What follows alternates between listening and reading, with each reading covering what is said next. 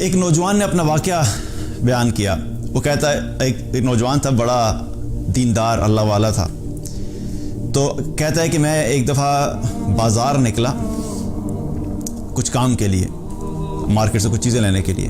میں جب مارکیٹ میں داخل ہوا تو وہاں پہ میں کیا دیکھتا ہوں کہ ایک لڑکی ہے اور بڑے ہی ایک آپ یوں سمجھ لیں کہ اس قسم کا لباس پہنے ہوئے اور تکبر کے ساتھ وہاں پہ چل رہی ہے اور لوگوں کو اپنی طرف مائل کر رہی ہے.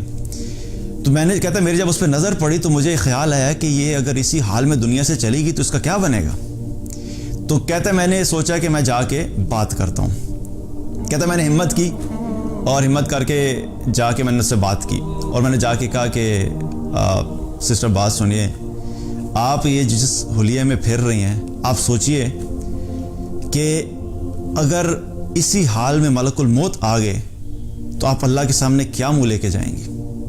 اب بات اس نے کی, ظاہر اپنے اس کے ذہن میں تھا کہ میں بات کروں گا, ہو سکتا ہے میرے بات کرنے کی وجہ سے احساس پیدا ہو جائے, کیونکہ بہت سی ایسی دفعہ ہوتا ہے کہ ایمان والے جب ایمان والوں کو یاد دہانی کراتے ہیں تو اللہ سبحانہ تعالیٰ کی طرف لوگوں کا رجحان بھی ہو جاتا ہے. تو کہتے جب میں نے بات کی تو میں نے سوچا شاید اللہ تعالیٰ دل میں ڈال دے. تو میری بات سنتے ہی اس لڑکی نے میری طرف دیکھا, مجھے کہتی ہے تمہارے پاس موبائل ہے؟ اس نے کہا ہاں جی ہے.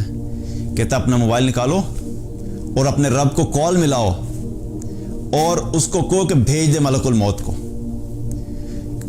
وہ لڑکا کہتا ہے کہ میں نے جب یہ بات سنی تو میرا جسم کانپ گیا اور مجھ پہ ایسا خوف طاری ہوا کہ یہ نہ ہو کہ ابھی زمین پھٹے اور اس کے ساتھ میں بھی یہاں پہ دھنس جاؤں. اور یاد رکھیے کہ جو شخص اللہ کو جانتا ہے, اللہ کے دین کو جانتا ہے, جس نے قرآن پڑھا ہوا ہے, جو اللہ کی عظمت کو جانتا ہے, اللہ کے غضب کو جانتا ہے, اللہ کے غصے کو جانتا ہے, اللہ کی طاقت کو جانتا ہے, تو جو جاننے والا ہوتا ہے نا اس کے لیے بہت بڑی بات ہوتی ہے. اور جس شخص نے یہ پڑھا ہو کہ جتنی قوموں نے بھی تکبر کیا, جتنے لوگوں نے بھی اللہ کو للکارا, جتنے لوگوں نے بھی اللہ کی نافرمانی کر کے اللہ ہی کو چیلنج کیا, ان کا کیا حال ہوا.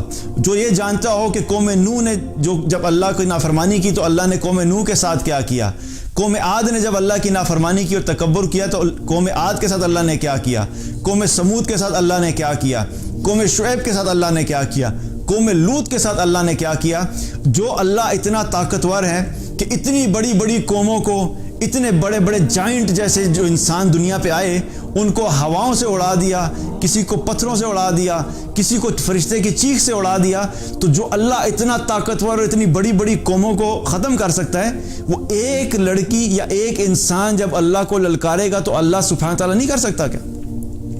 تو کہتے ہیں کہ میں وہاں سے بھاگا, مجھے خوف ایسا طاری ہوا کہ میں آگے چلا گیا. میں نے کہا میں چھوڑ دیا. میں تھوڑا سا آگے گیا تھا اپنے کام سے, مارکیٹ کے کنارے پہ پہنچا. اتنے میں کیا دیکھتا ہوں کہ پیچھے سے چیخو پکار کی آواز آ رہی ہے اور لوگ رو رہے ہیں. میں واپس جب آیا میں نے دیکھا پتہ نہیں کیا انسیڈنٹ پیش آیا. کہتا جب میں واپس آ کے پہنچا تو کیا دیکھتا ہوں کہ وہ لڑکی اسی جگہ پر مری پڑی ہے جہاں پہ اس نے یہ کہا تھا کہ بھیجو ملک الموت کو. اللہ اکبر کبیرہ. کہتا جب میں نے اس کو اس حال میں دیکھا تو میں وہاں سے پھر رک نہیں سکا اور پھر میں وہاں سے بھاگا اور میں یہ سوچا کہ کس طرح انسان اپنے آپ کو کیا سمجھتا ہے اور اللہ کے سامنے کس طرح اللہ کو للکارتا ہے. تو یاد رکھیے کہ ایک ہے گناہ کرنا اور گناہ ہونے کے بعد اس گناہ پہ قائم ہو جانا اور پھر تکبر کرنا اور پھر اللہ ہی کو للکارنا شروع کر دینا. یہ بہت بڑا ظلم ہے اور انسان کبھی کبھی شیطان کے ایسے وسوسوں میں آ جاتا ہے اور ایسے برے طریقے سے ٹریپ ہو جاتا ہے کہ اس کے دل سے اللہ کی عظمت بالکل ختم ہو جاتی ہے. تو گناہ اگر ہو بھی گیا ہے تو یاد رکھو کہ کبھی اللہ کے سامنے یہ جرت نہیں کرو کہ گناہ کی بنیاد کے اوپر اللہ کے سامنے ہی تکبر کرنا شروع کر دیں.